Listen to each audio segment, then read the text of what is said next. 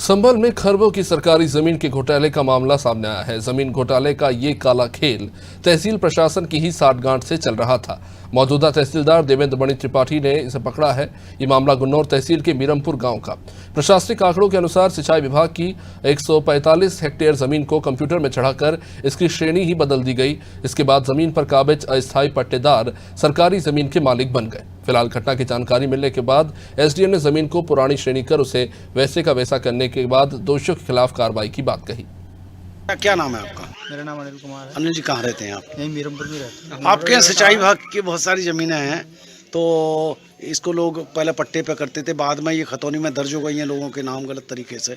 कुछ जानकारी है आपको इस इस संबंध में? मामले में तो नहीं, ये पता है कि ये पट्टे पे चल रही थी ये ज़मीनें जी। लेकिन खतौनी वाले की ये इस मामले में कोई जानकारी नहीं। अच्छा, खेती करते थे लोग। हाँ हाँ, ये पता है। आपका? मेरा नाम महेंद्रपाल है। महेंद्रपाल, कहाँ रहते हैं आप? मीरमपुर।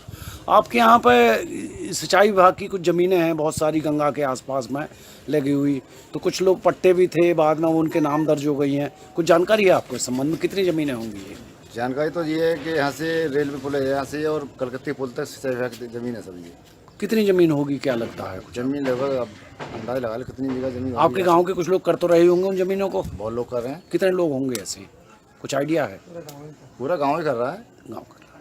हमारे गाँव में फरीदपुर है, गंगाबाद। अच्छा, वो कंप्यूटर में चढ़ गई उनके नाम में, वो वारिस हो गए, उनके बाद में मालिक बन गए, तो ये कुछ जानकारी में आया है क्या? नहीं, हमारी जानकारी कोई नहीं है। नहीं आया है। ये बंद मीरमपुर नाम से गांव है जिसमें 145 हेक्टेयर लगभग ज़मीन है जो श्रेणी 10 ग के अधीन जो है अंतर्गत इसमें सिंचाई विभाग और रेलवे विभाग के नाम रहती हैं भूमियाँ, जो इनके द्वारा पट्टे पे कुछ किसानों को दी गई थी अस्थायी रूप से आसामी पट्टेदार। परंतु कुछ पूर्व के कर्मचारियों ने उस ज़मीन को जो है किसानों के नाम पे दर्ज कर दिया, उसकी श्रेणी बदल दी गई।